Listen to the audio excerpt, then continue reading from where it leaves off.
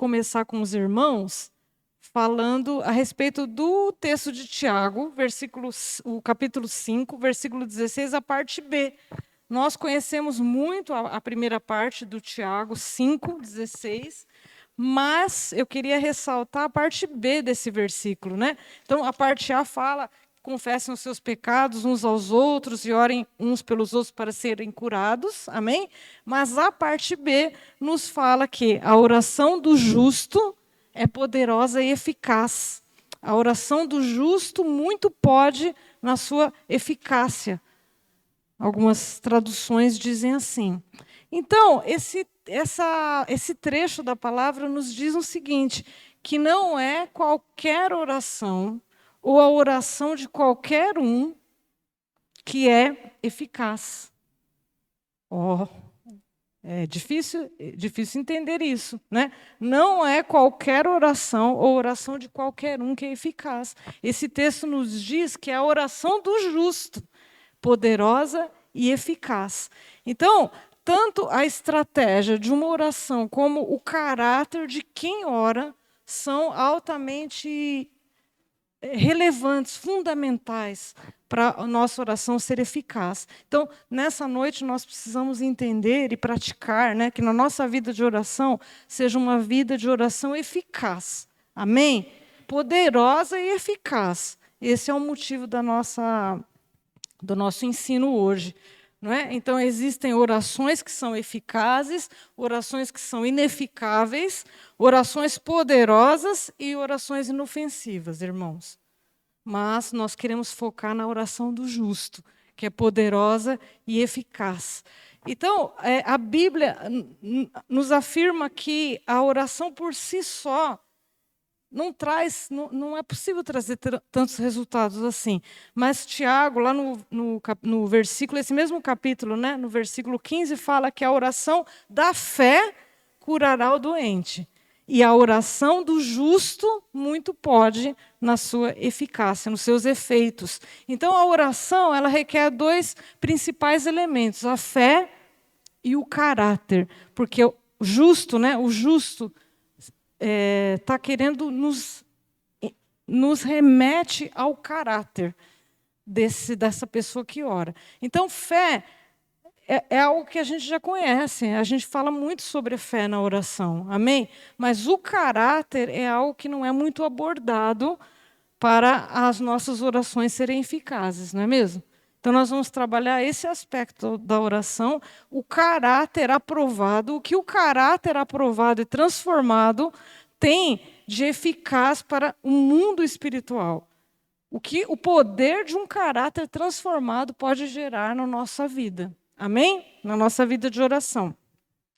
Então, qual é essa oração do justo que Tiago menciona aqui nesse texto que nós lemos? Qual é? O maior exemplo de uma oração seria a oração do justo Jesus, a oração de Jesus. Esse precisa ser o nosso modelo. Esse é o maior exemplo de oração do justo, é a oração de Jesus. Então, nós vamos pegar a oração final de Jesus, chamada de oração sacerdotal, que ele ora por ele ora pelos discípulos e ele ora por nós, aqueles que creriam depois deles. Não é? É chamado de oração sacerdotal. Ele faz essa oração um pouco antes de ser entregado na cruz, na morte na cruz. Então, você vê que ele está no momento crucial da sua vida e ele faz uma oração importantíssima. E nós vamos ler essa oração. Então, está lá em João, o capítulo 17, versículo 1. A partir do versículo 1, não é? Então, João 17...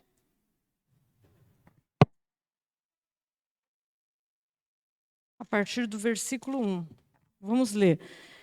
Depois de dizer isso, Jesus olhou para o céu e orou: Pai, chegou a hora. Glorifica o teu filho, para que o teu filho te glorifique, pois lhe deste autoridade sobre toda a humanidade, para que conceda a vida eterna a todos os que lhe deste. Esta é a vida eterna, que te conheçam, o único Deus verdadeiro, e a Jesus Cristo, a quem enviaste.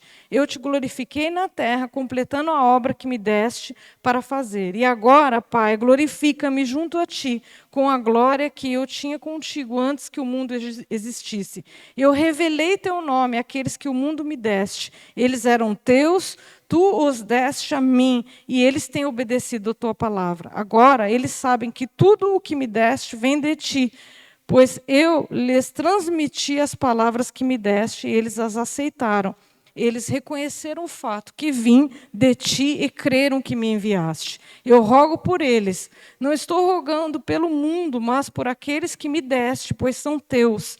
Tudo o que tenho é teu, e tudo o que tens é meu, e eu tenho sido glorificado por meio deles. Não ficarei mais no mundo, mas eles ainda estão no mundo, e eu vou para ti. Pai Santo, protege-os em teu nome, o nome que me deste, para que sejam um, assim como somos um.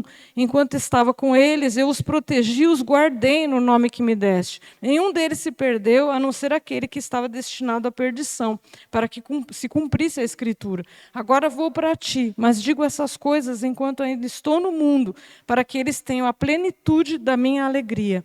Deles a tua palavra, e o mundo os odiou, pois eles não são do mundo, como eu também não sou. Não rogo que os tires do mundo, mas que os protejas do maligno. Eles não são do mundo, como eu também não sou. Santifica-os na verdade, a tua palavra é a verdade. Assim como me enviaste ao mundo, eu os enviei ao mundo. Em favor deles, eu me santifico, para que também eles sejam santificados pela verdade. Minha oração não é apenas por eles.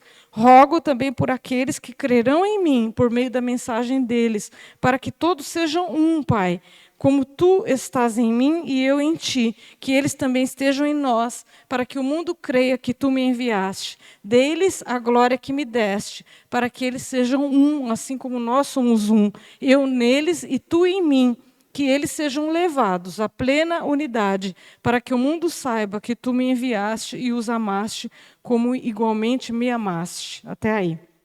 Amém?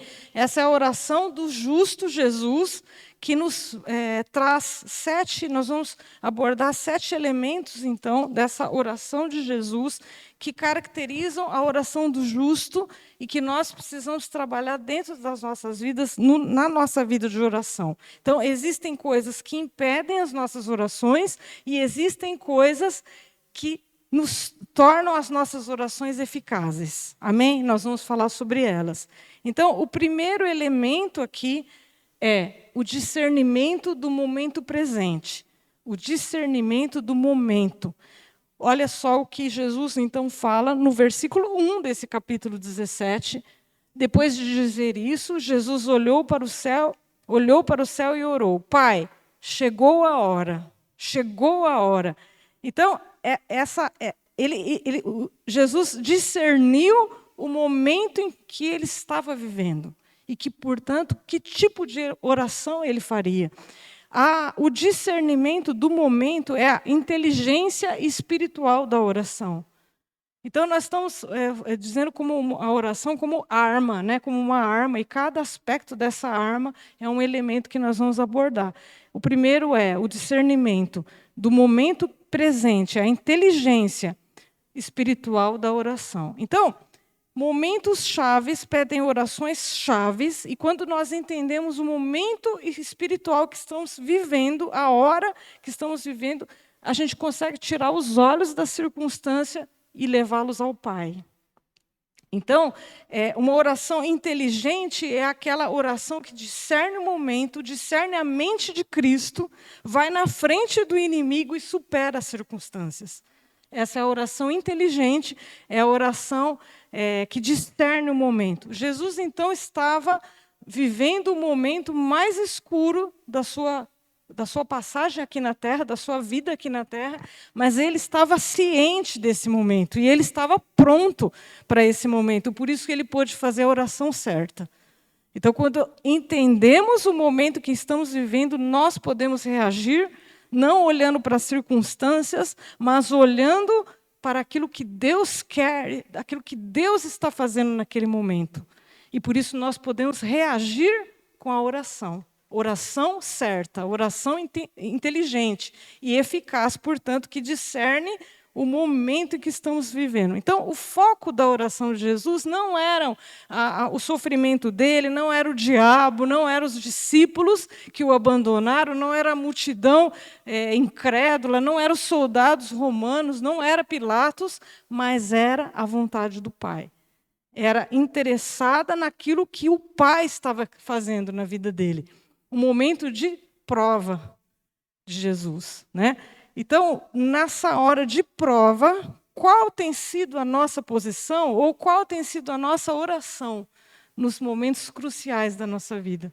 Nós precisamos discernir esse momento para tomar uma posição espiritual adequada e fazer a oração adequada naquele momento. Não é? Então, é fundamental que a gente discirna isso através do Espírito Santo, né? Porque quando a gente não entende o tempo de Deus, é fácil fazermos orações amarguradas, atravessadas, orações vagas também, orações que não levam a nada, só refletem a nossa frustração.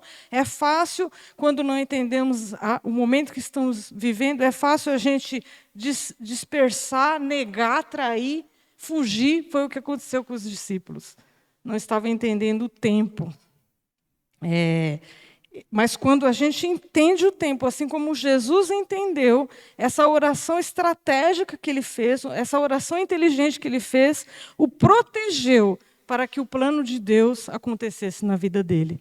Amém? Isso pode acontecer na nossa vida também, se nós buscarmos discernir o momento. Então, esse é o primeiro elemento. O segundo é o caráter da perseverança, o caráter de perseverança. Isso define... A perseverança é o corte da oração que rompe as resistências do mundo espiritual. Então, você sabe que na oração nós enfrentamos resistências espirituais, barreiras espirituais. Nós precisamos, então, que a nossa oração seja afiada e tenha esse corte. O corte é a perseverança. Jesus, então, diz no versículo 4, eu te glorifiquei na terra, completando a obra que me deste para fazer. Então, essa atitude de completar aquilo que foi proposto por Deus, terminar aquilo que começou, Jesus está falando que isso glorifica o Pai. Aquilo que eu completei, Jesus está falando, eu completei, e por isso te glorifiquei na terra. Então, o fato de nós terminarmos aquilo que começamos, glorifica o Pai e tem a ver com a perseverança. Quanto mais perseverantes e determinados em completar a obra que Deus nos deu a completar, mais a nossa oração vai ser afiada e vai cumprir um propósito. Então, terminar e começar aquilo que a gente se propôs a fazer forja o nosso caráter, prepara o nosso caráter. Por isso que nós não podemos desistir.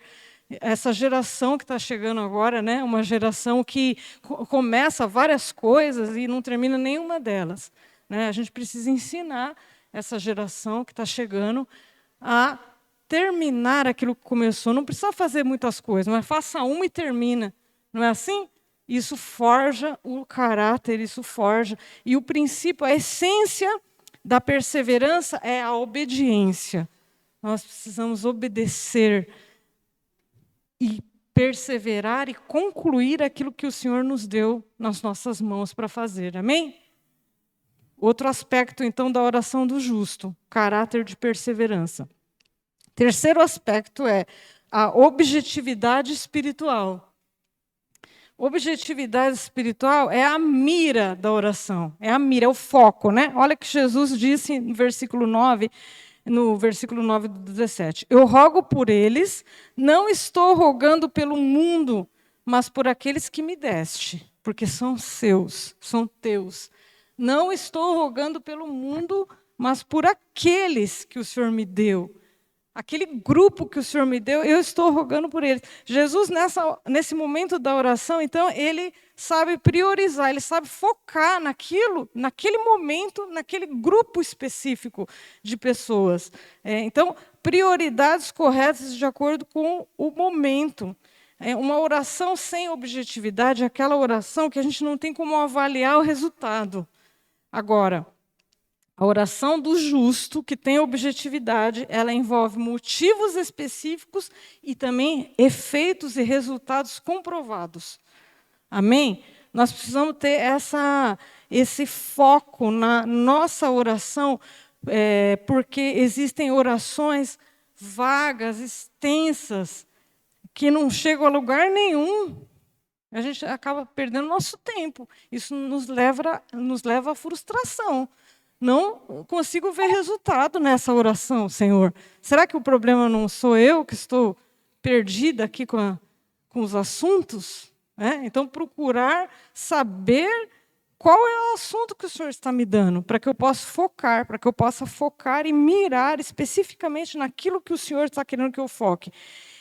Então, Jesus não ficava divagando na oração, ele conhecia as suas responsabilidades prioritárias no momento, ele sabia onde queria chegar, suas orações possuíam foco, e quando a gente fala de responsabilidades prioritárias, estamos falando de orar pelas pessoas e pela visão que o Senhor deu diretamente para cada um de nós.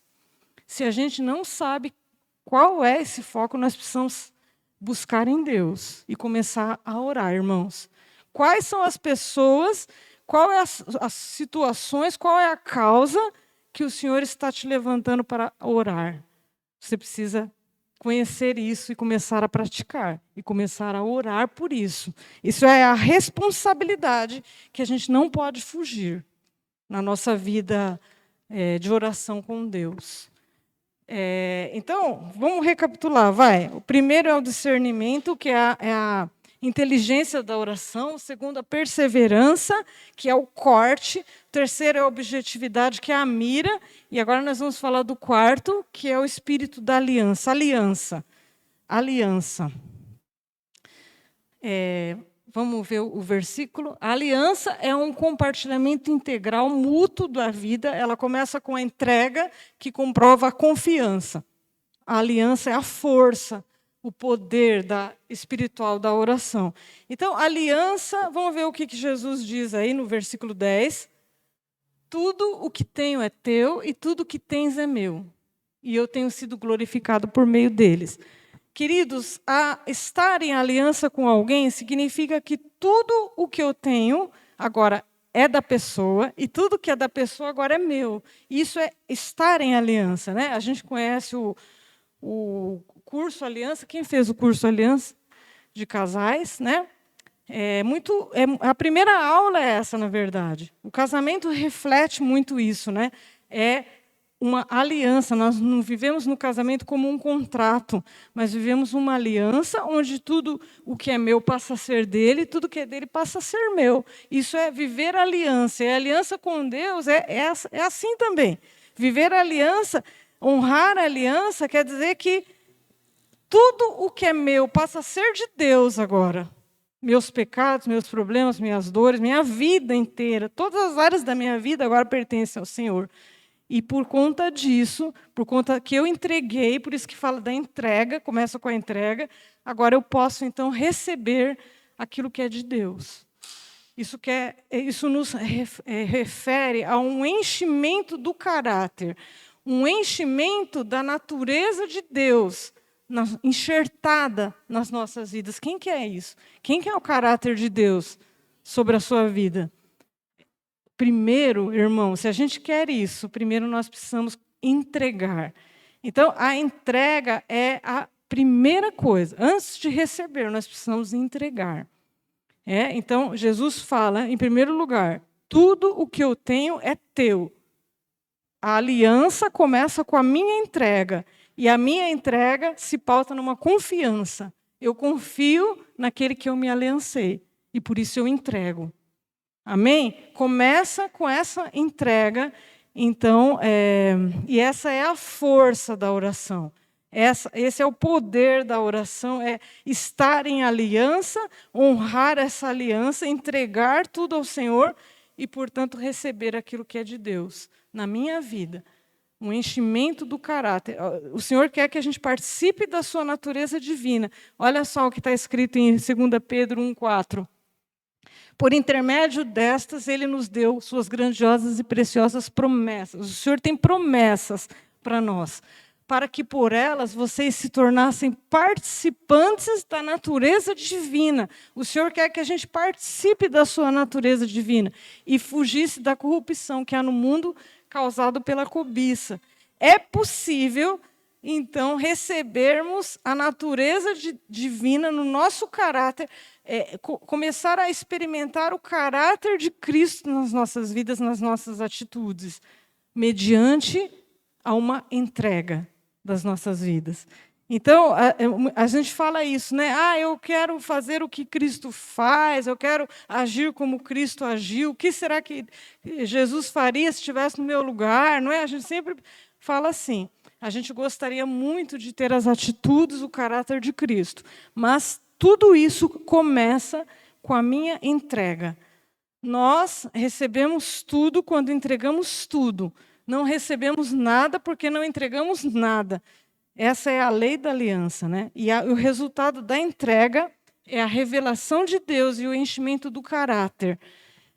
Em Mateus, vamos ler esse texto, Mateus 16, 24 a 26. Então Jesus disse aos seus discípulos: se alguém quiser acompanhar-me, negue-se a si mesmo, tome a sua cruz e siga-me, pois quem quiser salvar a sua vida, a perderá. Mas quem perder a vida por minha causa, a encontrará. Pois que adiantará o homem ganhar o mundo inteiro e perder a sua alma, ou que o homem poderá dar em troca de sua alma?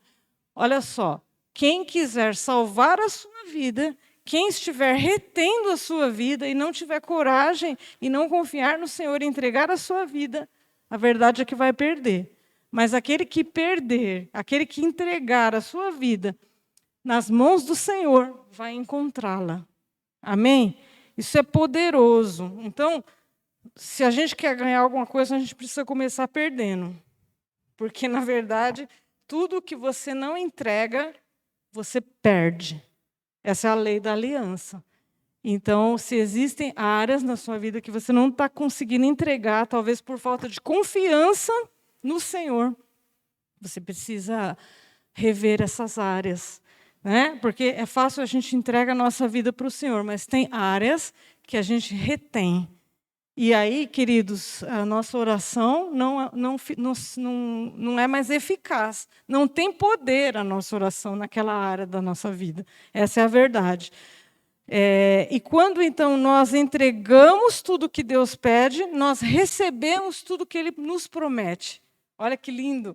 Quando entregamos tudo o que Ele nos pede, nós recebemos tudo o que Ele promete, e o saldo dessa troca é o enchimento do caráter. Só que é fruto do Espírito Santo nas nossas vidas. O fruto, a gente vai começar a frutificar. Não falamos assim quando estamos enxertados na videira, nós frutificamos o fruto do Espírito?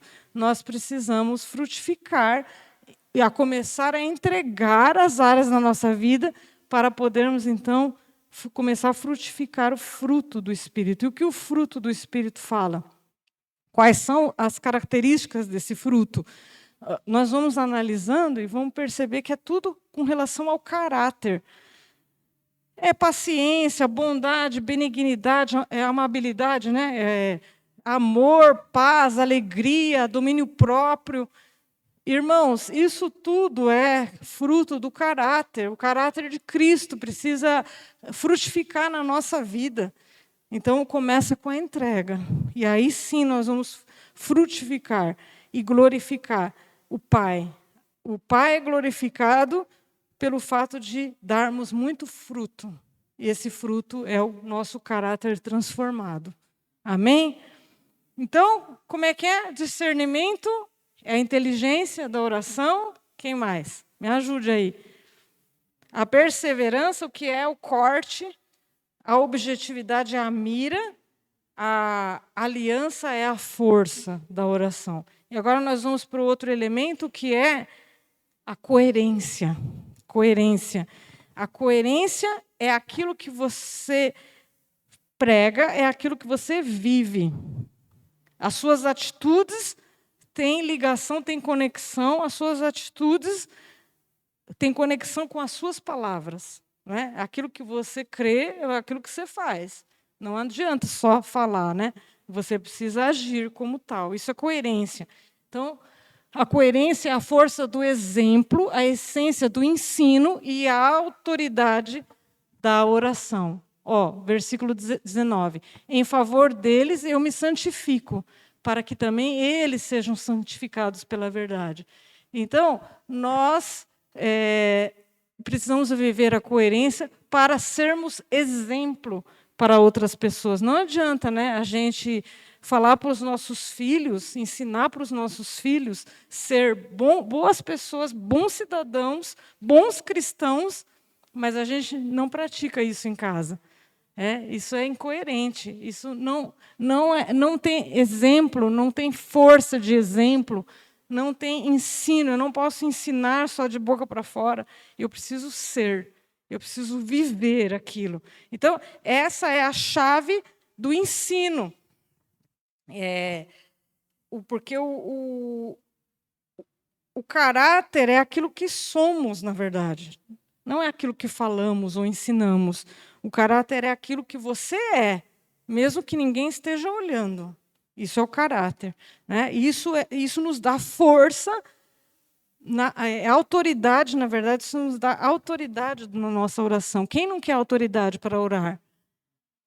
Eu quero autoridade na minha oração, preciso ter autoridade na minha oração, para mover nas esferas espirituais, não é assim? Se eu não vivo a coerência, eu não tenho essa autoridade. Então, a melhor maneira da gente de a gente gerar santidade no nosso meio, pessoas santas, não é ensinando, não é cobrando um padrão de comportamento, é simplesmente sermos santos. Porque a coerência com o caráter de Deus é algo contagiante. E nós teremos seguidores, nós teremos discípulos, porque isso na nossa vida exala. É contagiante uma vida coerente com o caráter de Deus. Então, coerência é falar que é cristão, falar que é crente e viver como Cristo. Isso é coerência. E é isso que nos dá autoridade na nossa oração. Quando isso acontece, o poder de Deus é liberado. O poder de Deus é liberado através de uma vida coerente. Amém? Nós precisamos disso como um elemento fundamental nas nossas orações, viver isso nas nossas orações. Oração do justo. O sexto elemento é a visão e a esperança. A visão determina o alcance da oração e o teto espiritual da nossa fé. Minha oração não é apenas por eles, rogo também por aqueles que crerão em mim, por meio da mensagem deles. Então, aqui, irmãos, Jesus então tinha aquele foco inicial, que eram os discípulos. Eles não estavam orando pelo mundo, mas por aqueles que Deus deu a eles. E aí, aqui, a visão aumenta nessa oração. A visão aumenta e ele começa a orar por aqueles que crerão. Isso é visão, esperança, isso é alcance mediante o propósito de Deus. E isso determina, então, a nossa fé. Até onde vai a nossa fé? A fé no futuro, a fé no cumprimento das promessas de Deus, a fé no crescimento. Essa visão abrangente que precisamos ter, o alcance da nossa oração, ela precisa vir direto do Espírito Santo para nós. É algo que nós não podemos produzir em nós mesmos. É algo que vem do Espírito Santo nas nossas vidas. Porque é uma revelação do propósito de Deus. Onde que eu preciso chegar na minha oração? Qual é o alcance da minha oração? É a visão que o Senhor precisa nos dar no momento que estamos orando, né? Então, é enxergar esse futuro que é proposto pelo Senhor. Então, é mais do que uma vontade minha, é mais do que um sonho meu, pessoal, mas é simplesmente o projeto de Deus. revelado na minha vida. E eu, enxergando isso, vou orar, então, de acordo com essa visão. Amém? Então, a visão é o alcance da oração, até onde as nossas orações podem chegar, até onde o Senhor quer que a gente chegue com as nossas orações, né? Qual é o alcance disso? E o último, que é o espírito da unidade.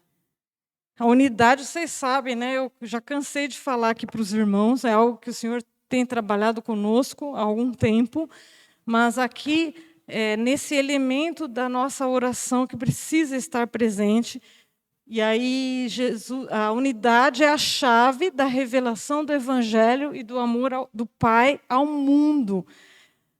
Jesus, então, no versículo 23, ele fala, eu estou neles e tu estás em mim. Esse eu peguei uma versão diferente, que eles experimentem unidade perfeita. Unidade perfeita. Para quê que o Senhor está pedindo unidade perfeita no nosso meio? Para que todo mundo saiba que tu me enviaste e que os ama tanto quanto me amas. Então, esse foi o clamor final dessa oração de Jesus, através da unidade. E o que Jesus está dizendo aí é que o mundo só vai conseguir acreditar no fato do amor dele, Jesus só vai conseguir acreditar e receber e crer no amor de Deus quando esse amor for praticado na igreja através da unidade. Amém? O mundo vai conhecer a Cristo através do amor entre nós, através do amor praticado na igreja pela unidade. Isso, então, é a chave do evangelismo.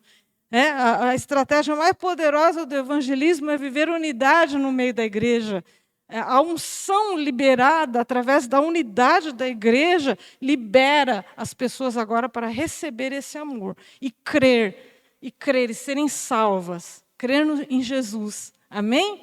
Isso é poderoso, irmãos, é poderoso. Então, é uma das únicas áreas que a palavra de Deus exige perfeição, unidade perfeita. Jesus não pede perfeição, mas ele pede coerência em muitas das áreas, nas nossas vidas, mas na unidade ele exige perfeição. Que a unidade perfeita, a plena unidade, em algumas traduções, mas eu prefiro essa, porque fala da perfeita unidade. Então, assim, é a chave. A chave, imagina a unidade como uma chave. Essa chave, para abrir uma porta, ela precisa ser perfeita. Porque se ela tiver um negocinho lá, torto, uma coisinha a mais ali, já não entra na fechadura, ou se entra, não funciona, não abre. Para abrir a porta, para abrir a fechadura, nós precisamos de uma chave perfeita. Então, nós podemos comparar a unidade como essa chave perfeita que abre as portas. Que abre as portas. E aí eu quero ler esse texto, essa passagem com vocês, de Mateus 16, 18 e 19, que diz assim, e eu lhe digo que você é Pedro, e sobre esta pedra edificarei a minha igreja. E as portas do Hades, ou as portas do inferno, não poderão vencê-la, não prevalecerão. E eu lhes darei as chaves do reino dos céus, e o que você ligar na terra terá sido ligado nos céus, e o que você desligar na terra terá sido desligado nos céus. Olha aqui, esse texto, então, nos diz que Jesus está falando de portas e está falando de chave, a chave do reino dos céus. Jesus pegou essa chave, irmãos. Lá em Apocalipse, o capítulo 1, 18, fala que Jesus pegou a chave do diabo, a chave que estava nas mãos do diabo, a chave do inferno, que abre as portas do inferno, do Hades, Jesus pegou do diabo. E agora a chave, então, está nas mãos de Jesus. Nós não precisamos mais pegar do diabo a chave que a gente precisa para destrancar as coisas. Porque existem coisas, existem áreas no reino espiritual que estão aprisionadas. Vidas estão aprisionadas. Recursos estão aprisionados. muitas coisas podem estar aprisionadas e nós precisamos, então, destravar. O seu chamado pode estar aprisionado e nós precisamos abrir essas portas, pôr em liberdade aquilo que está preso. E nós precisamos da chave, então. Jesus tem essa chave, Jesus falou que tem essa chave, e nós agora não precisamos mais pegar do diabo, nós precisamos somente receber de Deus. Como nós recebemos de Deus? Porque Deus nos quer não como arrombadores, mas como destrancadores de portas, através das chaves do reino dos céus. A chave é a unidade. Por quê? Porque quando você... Aquele mesmo versículo. Eu lhe darei as chaves do reino. Para quê? Para que aquilo que você ligar na terra, ou aquilo que você concordar na terra, será concordado no céu. Esse é o poder da chave da unidade. Por quê? Porque a unidade fala de concordância. Não é? Unidade não é simplesmente a união das pessoas aqui reunidas, mas é quando eu tenho concordância com todos aqui. Quando nós vivemos em concordância, nós vivemos essa unidade. E quando eu vivo na concordância, eu tenho a chave, eu posso concordar na terra, e aquilo que eu concordar na terra será concordado no céu. E aquilo que eu não concordar na terra não será concordado no céu. Amém? Essa é a nossa chave da oração. Unidade, é concordância, é viver a concordância entre os irmãos. Isso é poderoso no reino espiritual. Jesus falou nessa... Acho que eu não tenho esse texto aí. Será que... É o Mateus 18, não tem, né? Mateus 18, 19 e 20. Esse texto, se você quiser abrir comigo, Mateus 18, 19 e 20. Também lhes digo que se dois... no 18, né? 18 antes. Digo-lhes a verdade, tudo o que vocês ligarem na terra... Olha só. Mateus 18.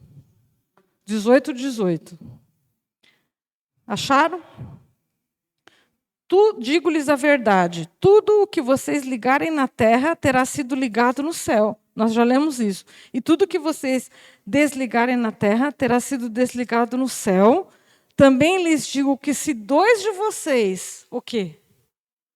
Concordarem, estiverem em unidade na terra, em qualquer assunto sobre o qual pedirem, isso será feito por meu Pai que estás no céu.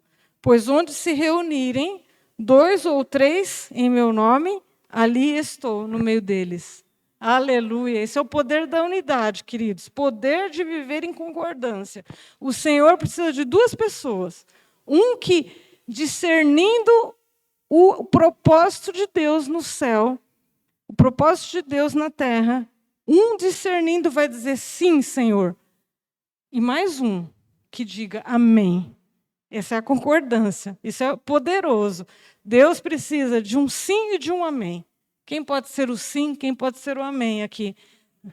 Glória a Deus, glória a Deus. Vamos discernir o propósito de Deus e vamos concordar com aquilo que Deus está falando nos céus. Isso destrava, isso é chave. Isso é chave para destravar aquilo que está aprisionado. Sejam vidas, sejam recursos, sejam dons, sejam chamados, sejam propósitos, tudo aquilo que o inimigo está retendo, nós podemos, com a chave do reino dos céus, destravar mediante a unidade, mediante a concordância. Amém? Eu acho que era isso, né? 7 itens, 7 elementos. Queria repassar com vocês. Então, é o discernimento. O que é o discernimento? Inteligência. Qual é o 2? Fazer uma chamada oral. Perseverança. Os de Jaguariúna que já ouviram não vale, porque já ouviram, estão ouvindo 2 vezes. Na próxima prega. Perseverança é o corte da oração. Objetividade, a mira da oração. Aliança, a força da oração. Coerência, a autoridade da oração. A visão e esperança é o alcance da nossa oração. E, por fim, a unidade, que é a revelação de Deus na nossa oração poderosa. Obrigada, Senhor, por isso, porque o Senhor nos deu uma arma poderosa, nós precisamos somente aprender, né? Aprender como usar. Mais algo sobre a unidade, nós precisamos, os impedimentos, né, para a unidade falta de perdão, falta de compaixão, falta de reconciliação. Essas coisas nos impedem de viver a concordância, de viver a unidade. E se a gente continua nessa estrada, a gente vai encontrar verdugos, os espíritos torturadores, você sabe, que vão nos aprisionar, que vão nos levar a uma série de males, né? Emocionais, financeiros, derrotas, enfermidades, enfim. Nós não queremos caminhar por esse caminho, né? Nós queremos viver a plena, a perfeita unidade. E assim a gente vai, como igreja, né? Como igreja, acessar aquilo que está aprisionado. Amém? Eu gostaria de orar nesse momento, então. Vamos orar. São 7 elementos. Eu não sei, a gente poderia orar por vários aqui elementos, mas talvez Deus queira que a gente foque mesmo em algo necessário.